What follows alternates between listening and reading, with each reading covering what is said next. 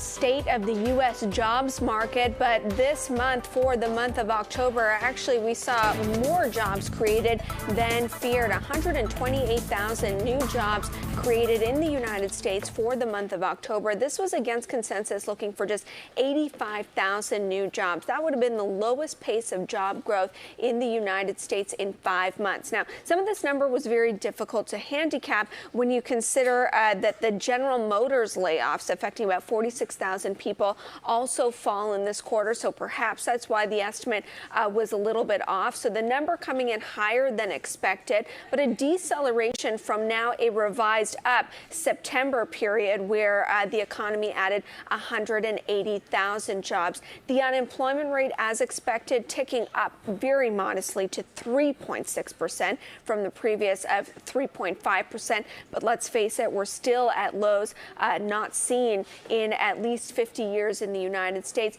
As for wage gains, picking up moderately, the average hourly earnings up about 3% compared to, well, actually that was revised higher, so essentially staying constant for the month of September. Well, right now we look at the U.S. economy and you ask the question, what is the driving force when it comes to jobs, especially with the trade uncertainty and worries about manufacturing?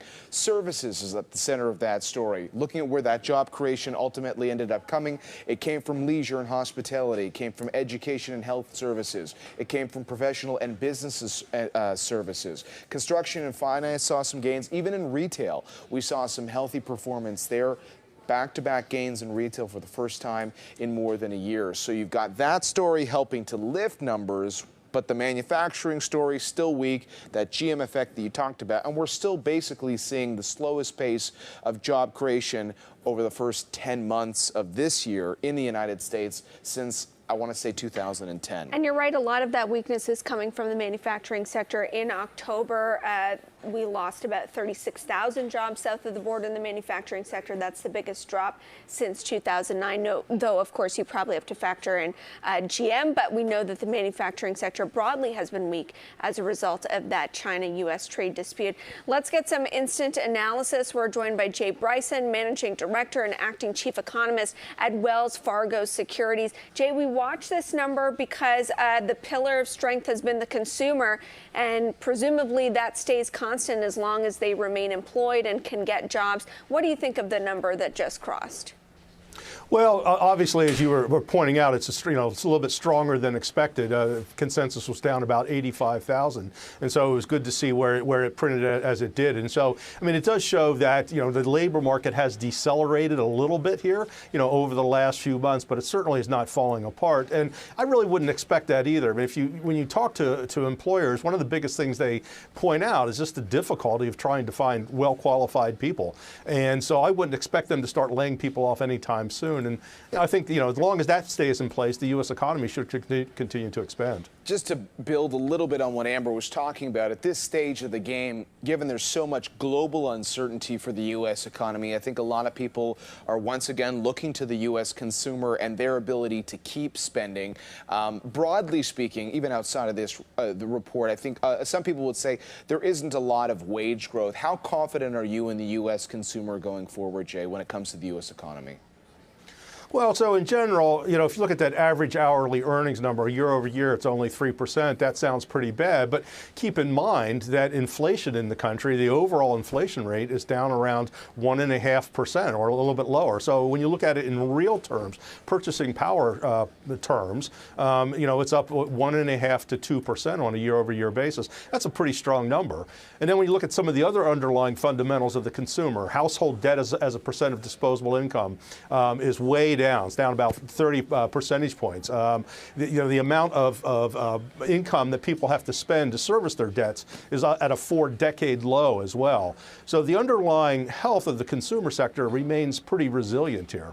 How do we square this with the Federal Reserve? I mean, we used to really be obsessed with this number because the Fed always told us that they were data dependent. And so the markets became very data dependent and good news was interpreted as, OK, well, maybe the Fed is going to be pulling back. Bad news was interpreted, being more accommodative. Bad news was interpreted as being more accommodative. When you marry this data with what the Fed essentially dictated on Wednesday, where it seems like they're playing with a new playbook, I mean, how important are these numbers today for the Fed's thinking going forward? Well, looked at it in isolation. If you just look at this number today, that means that they're probably not going to be cutting rates again. Certainly not in December, and arguably you could say maybe into next year. But again, they're going to be looking at the broader sort of picture here. So this was a good number. If this would have printed for some reason, say negative or something like that, then all of a sudden people start to freak out and they say, oh my gosh, the Fed has to keep cutting rates and we're heading for a recession and whatnot. So again, this is a good number. But the Fed is going to be looking at all the incoming data over the next number of weeks, months, to determine what's going to go on. And so, our view is that the U.S. economy will continue to expand, and maybe you get one more modest, maybe get another 25 basis point rate cut early next year. But I think we're getting close to them being done at this point. So just to try to put the math together right now, if businesses, because of the trade uncertainty, remain reluctant to spend, and if you see decent job performance and, as you pointed out, looking year over year, decent wage growth for the U.S. economy, is that enough to skirt this fear that's been out there about a U.S. recession in 2020? Yeah, so we never really bought into that U.S. recession sort of story. I mean, if you go back and you look at 2015-16, we had a manufacturing recession back then, and the U.S. economy slowed down, but it never went into recession. When you look at overall manufacturing, it's a relatively small part of the economy, and as long as that doesn't tank, it's not going to pull the whole economy down with it. And you look at today, we're kind of going through the same sort of thing. Manufacturing is kind of weak here, but it's not tanking either. And as long as it doesn't tank, the service sector will probably continue to hold up, and the U.S. economy, won't go into recession, barring some sort of other unforeseen shock that were to occur.